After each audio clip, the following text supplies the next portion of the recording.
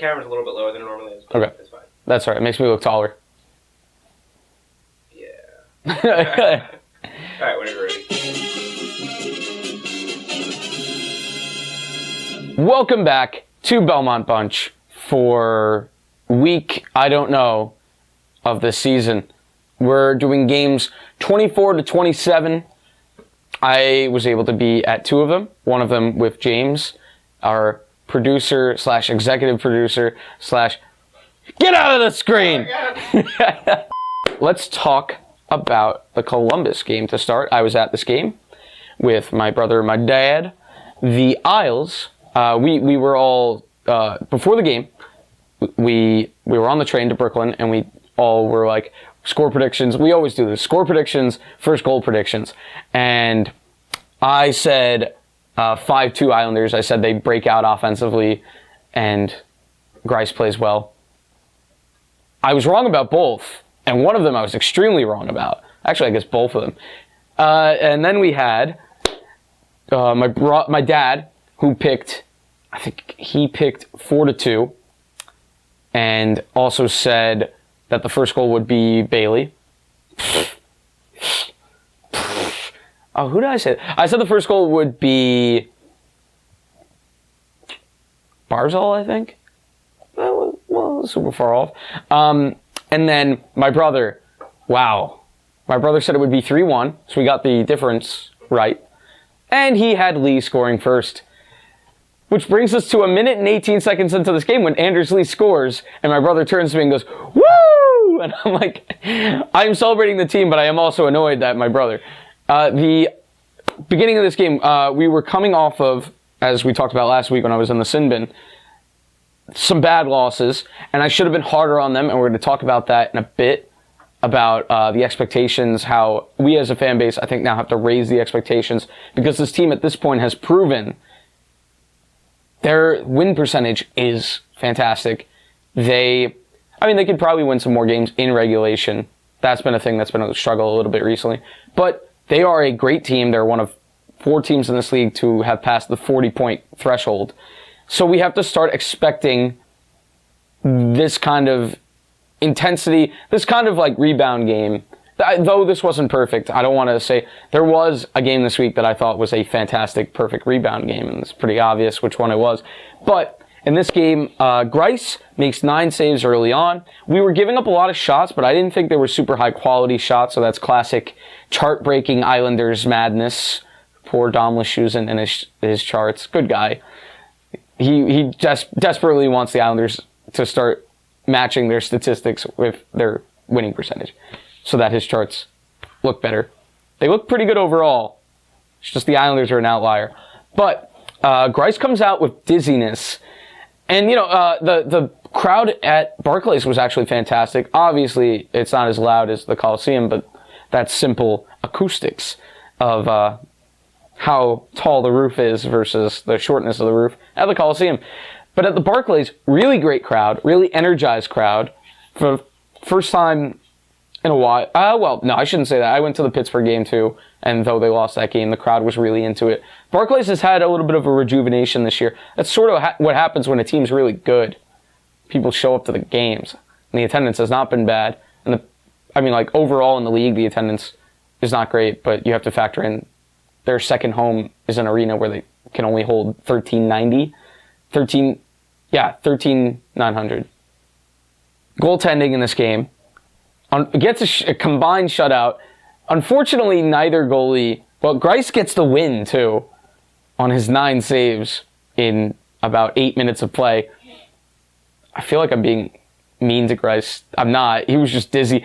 But he gets the win, and I think that's a funny thing about how wins work in hockey, and why you don't look at them as much when you look at the Vezina at last year's voting committee that had Andrei Vasilevsky ahead of Robin Lehner and Ben Bishop. You are wrong. So, Varlamov comes in. I think the crowd was a little bit uneasy because, remember, his previous game was the LA game where he was terrible. He was very, very bad. And what does he do? But he comes in and he plays great. A little bit of just not allowing crazy good shots, but also, he was standing in there. I thought his positioning was better. He wasn't all over the crease as I've thought he's been for the portions of the seasons where he struggled, mainly that 3-game stretch in California. Yeah, after the first, it was 1-0, pretty evenly played period where we were happy to have the goaltending that we did. The goal from Lee was great passing play. I believe it was Barzal combining with Bailey to Lee, who roofs it past Elvis Merzlikins. Great name, love that name. And the Isles are up 1-0 after one. And then in the second, the Isles were pinned in their zone for a little bit, about halfway through the period. And it was pretty even to this point, but there was starting to be a push from Columbus. And just as they are applying a lot of pressure, a puck comes to Adam Pellich. He just up and away, just shoots it down the ice, but gets a ton of arc on it, and it lands just right in front of Matt Barzal, who goes on a breakaway and backhands it to the top. The toy department, as Butch would say. Fantastic play from Pellich. Don't even think it was on purpose at all. But he's been fantastic this year. He has been defensive dynamo, alliteration. Has been able to poke check teams out of his own, force a lot of offsides, randomly throw alley-oops to Matt Barzal for a highlight reel breakaway. So it's 2-0 at this point, and it wasn't one of those games where we were really on edge. It did feel pretty comfortable with the Isles at that point, playing with the lead, coming off of a couple of bad losses, but this is what Barry Trotz's teams do. They respond very well to adversity. They did in this game. They get outshot pretty badly, and that is mostly due to the Isles. Probably, and I've seen this a couple times, maybe playing a little bit too lightly in the third period, up by multiple goals. Unfortunately, it happens with a lot of teams. I'm sure Trotz would like to see that stop. One power play in this game. The referees, I think, forgot their whistles for this game. Not that there were a ton, but there was stuff. And then to call the one penalty they did, they call interference on Bailey. And I believe it was Seth Jones, I think, just wasn't looking. The two guys skate into each other as Columbus has pulled their goalie to try to get the goals back late in the third. To call that when you haven't called anything all game, so it's obvious you're letting the guys play, and then for two guys to skate into each other, and it's neither guy's fault, and you call it on the Islanders, that is absolutely ridiculous. Awful. And I have just gotten used to this. I used to always say referees, NHL referees are the best in sports. I have also stopped thinking that referees in any sports are good. So I guess I will amend that statement to, I think they are the least bad generally. But this game, just that one call, really. Other than that, nothing really sticks out. But that was awful. They skated into each other, and that's interference. Neither player's even looking at each other. They were both puck watching. They run into each other. Either way, the Isles really didn't give up many chances, even down 2 men. And they were able to see it out. They looked fine. The shots, a little bit alarming. But if you watched the game, I think you saw that they weren't under a ton of duress. You could probably argue if this wasn't Columbus, maybe if this was, I don't know, a better team in the standings like Boston or Pittsburgh, that this game would be very close. Probably a loss, but you played the team that's on the ice in front of you. So that's that game. Overall, I thought it was a solid effort. If I had to rate this game out of 10, I'd probably give it 6 Plumbus out of 10. All right, so this leads us to the worst ever 3-goal win in Islander history. Hyperbole? Maybe. The Isles went to Detroit, coming off of the Columbus win, and they won 4-1, and it was super easy, and we're never going to talk about it again. No, the Isles came into this game, played a decent first period, in which Lee scored the first goal again. On this play, Barzal passes it through, I believe, Larkin's legs, drop pass to Pulock, which almost leaves the zone, but it doesn't quite. Pulock makes a smart hockey play and just throws it to the net. It is stopped initially by Bernier, comes back out. Barzal takes a healthy whack at it while it's in midair, misses it. Gets a little bit of contact. It goes up against the boards. He goes to work behind the net, throws it in front. Anders Lee is uncovered, top corner, 1-0. Good start. Then we would see a few penalties. This game was a penalty fest. This is one of those games that is really hard to mark down the momentum too much because 5-on-5 did not exist because there were 11 total penalties. And in this game, in this particular penalty kill, nearing the end of the kill, at the very end of the kill, clock expires on the penalty kill. A shot had just been blocked. Josh Bailey, very heads-up play. Not even sure if he was looking for this or if he was just looking to ice it. Not ice it, but, still on the penalty kill, he's thinking. And he just throws it to the middle of the ice. Luckily, Anthony Beauvillier, streaking straight out of the penalty box, grabs it, goes forehand, backhand, Franz Nielsen leg lift, and it's in, and it's 2-0. And you're feeling somewhat comfortable, very similar to the Columbus game, where it's like, yeah, we didn't massively outplay this team, but we're taking advantage of our chances. Our goalies are playing well. This sounds like every other Islander game, every other Islander win. But then the second period happened, and to this point, it was the worst period of the season. To this point, it was the worst. We'll get there. To this point, it was the worst period of the season. We started this period getting outshot 10-1 by Detroit. That's great. Love that. A team that has been outscored by 50 goals on the year to start this game is running your asses out of the freaking pizza building that they play in. It's called Little Caesars Arena. Is it really? Yeah, it is. Wow, that's terrible. And it used to be named after Joe Louis, who was an important figure in Detroit hockey lore. So how do you follow that up? You name it after a discount pizza chain. So it is 2-1 after Dylan Larkin scores on the power play on a play that I don't blame Varlamov for. He makes an okay save on the first shot. If you are going to have any complaints, maybe positionally, I mean, it's hard to argue because he doesn't even know where the puck is, but maybe positionally he should have slid a little bit further into his crease. Larkin throws it into a gaping net, and it's 2-1 on a power play goal. So that would be the last of the scoring for the period, but the Isles played awful, and I was disgusted. I am sitting in my basement watching this game, and I'm just seething. My dad goes, "Hey, what's the score?" And I'm like, 2-1. And he's like, "Are they losing?" I'm like, "No, they're winning." I mean, like, if you were watching that, I was seething angry, especially because, we're the sting of the previous video, the LA and the Anaheim losses, and a little bit the San Jose, even though, as we said, that wasn't a bad game. Those still were there, those losses, and they were not fun. And one game doesn't wash that away. So now we're only up 2-1 in Detroit after 2, and we're playing terribly.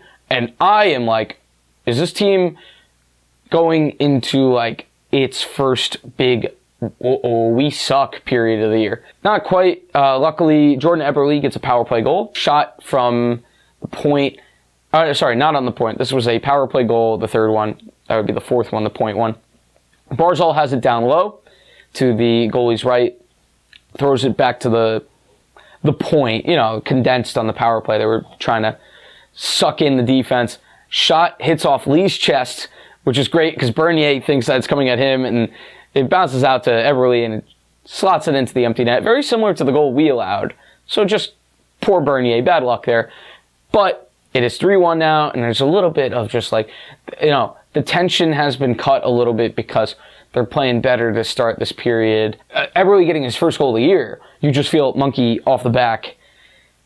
It was a nice calming goal, and then Eberle would get a second later in the game that was initially disallowed for no reason because refs are blind and they call 6 penalties and 11 penalties in this game and 1 in this game, and this one was complete bullshit. And this game, a lot of them were complete bullshit. Some of the calls on Detroit in this game, I was like, I'll take it, but second Eberle goal, shot from the point by Pelech, puck gets absolutely lost in the crease, players digging away at it, and Eberle gets it, just slots it home, 4-1. Relax, and we're good. And the rest of the game, they were fine. Not very fun to see them get outshot by Detroit and to play so poorly, but this is the thing with Trotz. You trust him to tell the team, hey, good job tonight. You guys were terrible. I don't want to see it again. And he used his favorite phrase after the Montreal game, but I'm sure he used, don't be passengers. That's been his mantra. We'll talk about passengers in a second. in the Montreal game. But yeah, this game, not great. I'm not going to rate every game. I don't want to make this a thing. But if I had to rate this out of 10, probably like a 3. And they managed to win. But that's only because Detroit is the worst team in hockey. So, last thing, almost forgot. Varlamov, good job. You're playing great, buddy. I'm not going to rate every game. I'm not doing it. But that gets 3. Plumbus out of 10. And now we get to the worst game of the year. Let's skip it. James, can we just skip to Vegas? No. Can we skip to Vegas? No, we can't be passengers, Tom. Oh, you got me. Montreal. So, we played awful in the first, awful in the second, and close to mediocre in the third. 1 Plumbus. The first goal for Montreal happens to be with 0.7 seconds left in the first. I'm not thinking like, oh, whatever, 0-0. I'm thinking, oh dear Lord, before this goal is scored. I can't believe we're going to get out of this period. I had texted in one of my group chats thinking the period was over. Really bad period. Hopefully they figure it out in the second. And then shot from Deneau gets blocked by Mayfield or Lee. Comes right back to Deneau, kicks it to himself, scored. Nothing Greiss can do. Just bad play. Good block. I mean, I can't fault. You never know where the block's going to end up. So there's not much you can do there other than block the shot. You're not going to think that it's going to go right back to him. It's not a bad goal to allow. I mean, yeah, giving up a goal that late sucks. But we deserved it. We played an awful period. And it wouldn't get better in period 2. Midway through the second period, we were being outshot 22-8. And I think that says a lot about where the game was going. The second goal, Brendan Gallagher, I don't think it should have counted, but I understand that it was called a goal on the ice, and you have to have irrefutable evidence to overturn. There was a certain angle where I think definitively you see a change in direction from his stick, which I thought was over the crossbar, but it was very close. So I am not grilling the refs. And also, as this happened, I'm saying to myself, I don't think that's a goal, but I also don't, like, if it counts, like, we are playing awful. And in my head, I'm almost thinking, like, at this point, don't hope, but, like, if we get run out of the building and lose, like, 5-0, it's not the end of the world, because that's a good wake-up call. Because Detroit was a 3-goal win, but like we said, we didn't make it easy on ourselves, and against a better team, we would have lost. We played our same game against this team, maybe even worse, because we were generating zero offense. Zero offense. Everybody was a passenger through 2 periods. Even Michael Dowd-Cole. Surprisingly. Did he play in this game? I don't know. I don't know if anybody played in this game. Because nobody was doing anything. Except for Greiss. Gotta give Greiss. He was under fire. Nobody looked like they played in this game. Nobody stuck out to me at all as like, well, at least he did that. Well, at least, other than Greiss. Greiss was under siege. He did fine. He did a good job. Goal number 1, he can't really do anything about. Goal number 2, you could argue maybe shouldn't have counted. And also, one of his defensemen should have gotten back as Brendan Gallagher took 2 whacks and missed the puck. And there was still nobody on him. So, third period, we give up a goal a few minutes in, and it's like, cool, whatever. I can't feel anything anymore. It was Jeff Petrie from the point. Greiss never saw it. So, wow. Now when you talk about it, I don't think Greiss could have had any of the goals that went in. It's 3-0, and we get to one of the only positives of the game. The part where the Islanders remember there's a hockey game to play tonight with 10 minutes to go in the third. We get a nice 3-on-2 rush to Eberle, skating in 3-on-2 from the circle. Shot initially blocked, comes back out, huge scrum in front of the net. Scott Mayfield with a smart play, just thinking, I'm going to put my head down, drill this low and hard, and just, medium height and hard. It goes in. There was a lot of traffic in front. It's a smart play from Scott to just get the puck on net. You know Price isn't fully in position, and there's a lot of people in front. So it goes in. Good job, Scott Mayfield. Also, that is Scott Mayfield's 4th goal of the year, and I want to give him a lot of credit for that because he is not an offensive defenseman, and any scoring we can get is good. So it is 3-1 with 2:29 remaining in the third. A Nick Leddy shot from the point is tipped in by a stealthy Matt Barzal who comes in from behind the net without anyone on him because super stealthy. He goes around the net, tips it in, and it's 3-2. And now I am like, if we get a point in this game, this is the worst point we've ever achieved, and I will love it. But they lose. Nelson loses a face-off. Shea Weber shoots at the length of the ice. Just keep on going. And that's the game. 4-2. Didn't deserve a point. Did not get the point. Passengers, my friend. There were passengers in this game. Almost everyone was a passenger. And that is why I was looking forward to going to the Vegas game. For one, to see Vegas in person for the first time ever, and also to see a post-Barry Trotz Screaming Fest game. Love that. Love it. We're rolling. That was the theme song to NHL Hits 2002. How do you know that? Because I played it. I've been slowly, like, over the course of doing all this stuff, pretty impressed with your memory, for one. That's good, because I've had 3 concussions. Yes. And your overall sense of humor, like, I've been impressed. That's good, because I'm not joking about any of this stuff, but it's good to know that you think I'm funny. Let's keep that all in. All right, we'll see. And, all right, so this brings us to the 4th game of the week, the second game that I had attended, and 2 for 2. Don't know what this hand motion was. 2 for 2. This game was the complete opposite of the Montreal game, which is a competitive game. Where the Isles played their game down to a T, and Vegas played very, very well in their own right. Some of the underlying stats that I actually saw from Vegas Twitter was that the Isles massively outplayed Vegas. I don't think the eye test didn't say that. The eye test said this was a very even game where the Isles probably deserved to win and did win.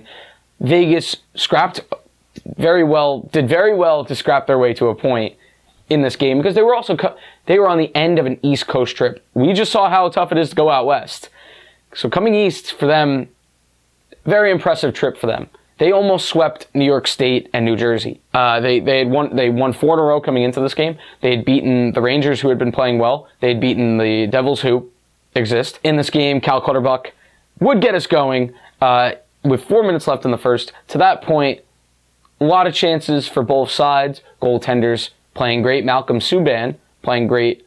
I turned to James. James came to the game with me, and I said, oh no. And I said, oh, thank God Fleury's not playing tonight. But Subban played great in his own right. All right, give us your thoughts from behind the camera of what you thought of this game. Definitely a game was played. Some goals were so Clutterbuck's no. I just said some goals were scolded. I can't do this, dude. I'm having a stroke. Like, I'll see you later. Okay. Clutterbuck scores. I said wow because this shot, we were talking about this on that breakaway. This shot was so perfect. It hit where the post meets the crossbar that I was like, oh my God, that phased out of existence. That went into a different reality. I just watched the replay again and it got stuck in the back of the net behind where you can see it. But oh my God, what a shot. Cal Clutterbuck, coast to coast. It was all by himself. He blocked a shot, went down to a knee to block a shot. Starts a 3-on-1 up by himself, looks everybody off, shoots top corner, and it is gorgeous. What a shot by Cal Clutterbuck. We know he has that in him. We just got to see it a little bit more often. This year's been better. Last couple of years have been a little bit rough. Great shot from Clutterbuck. It is 1-0 after 1 with a very evenly played period. Very evenly, but the Isles outshoot them 13-8 in the first. Manchester United's up 2-0 on Man City. My bad. The shots were 13-8 after 1. The goal from Clutterbuck it came in the second period. Don't know how I forgot that. I was at the game. So it's 1-0, and with 4 minutes left, this is where I got mixed up. 4 minutes left, Vegas ties it. This is Alex Tuck, beautiful shot. You could probably argue that there should have been a little bit more aggressive pressure on Tuck on this shot. But at the same time, if you apply that pressure, maybe he dipsy-does around you, goes around the net.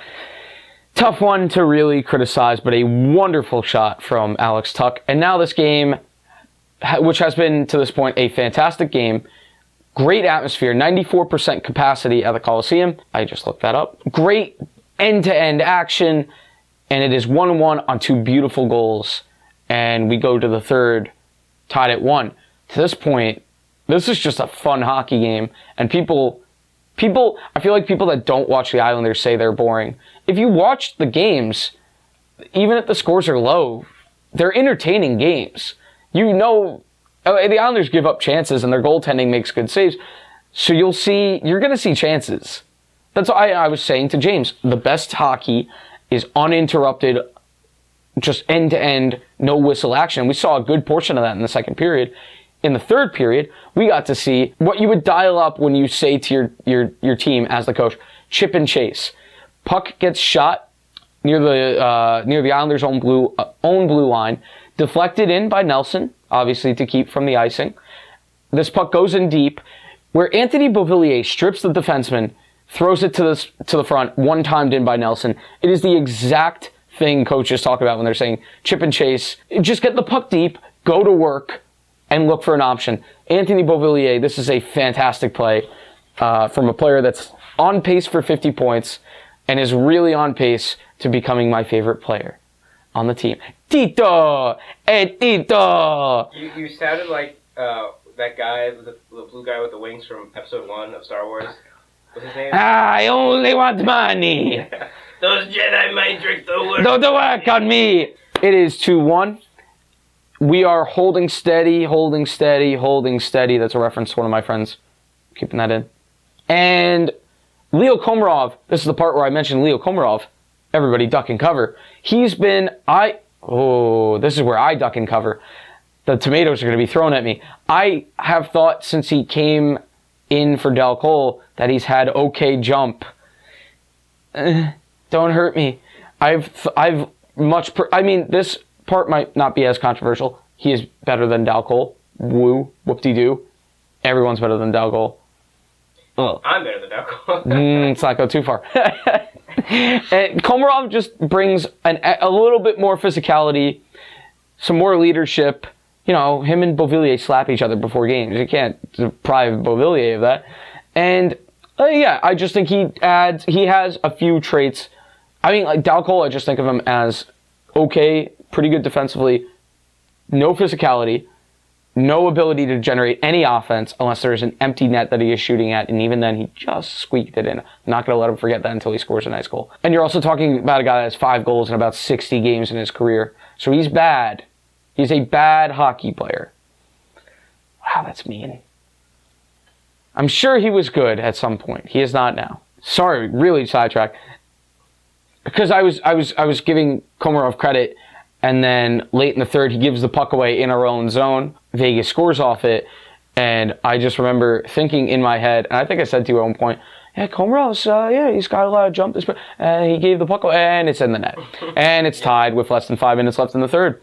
So we go to overtime after a Jonathan Marchessault goal. In overtime, we get a power play because Matt Barzal skates around with the puck for a full minute, and then Jonathan Marchessault goes, and just throws his whole body at him. And now we have a 4-on-3. Puck goes in the corner. All 3 of Vegas players go in the corner, leaving Ryan Pulock standing in the slot. Don't do that. If you're on Vegas, do not do that. That is dumb.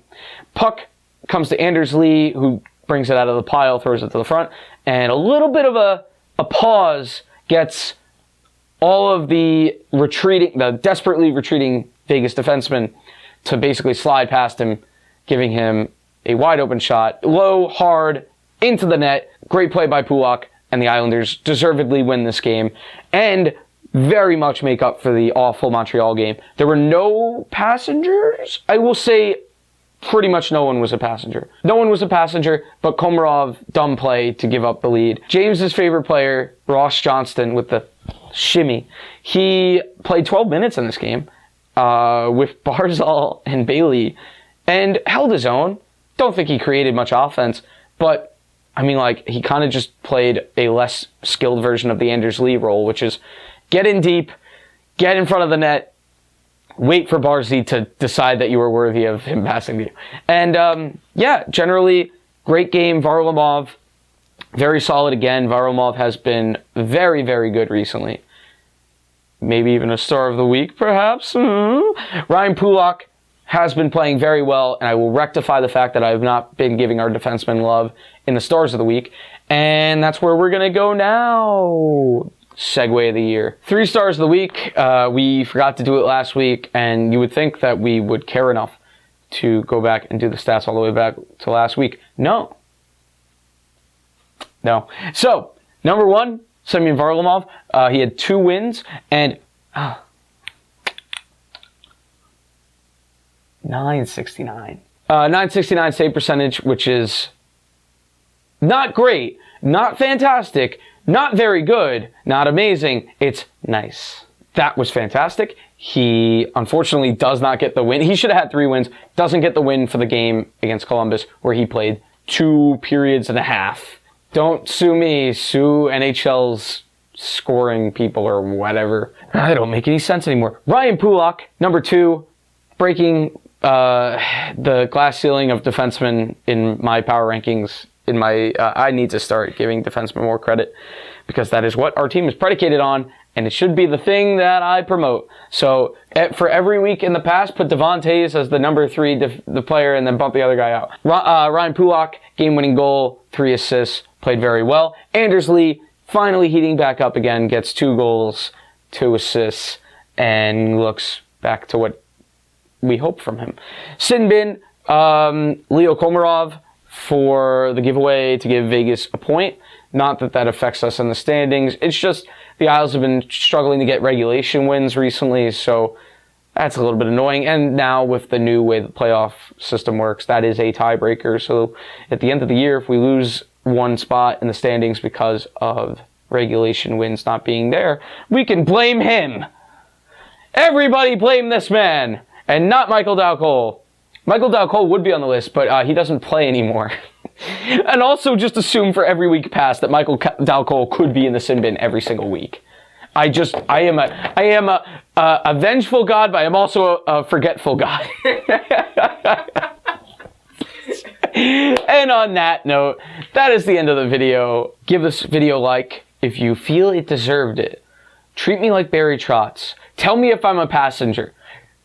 Comment below you're a passenger and dislike the video if I was a passenger. But also, if you like the video, like, shower me with praise. So, yeah, that's this week. We'll be back. We do have a more fun video in the pipes coming up. That's already filmed and everything. We're just putting it together. Called Meet the Islanders. So, yeah. All right, bye. The Rangers fan is here. I am here. Sorry. You lost last week. All right, How so you doing? did you actually keep on going after I left? Yeah, a little bit.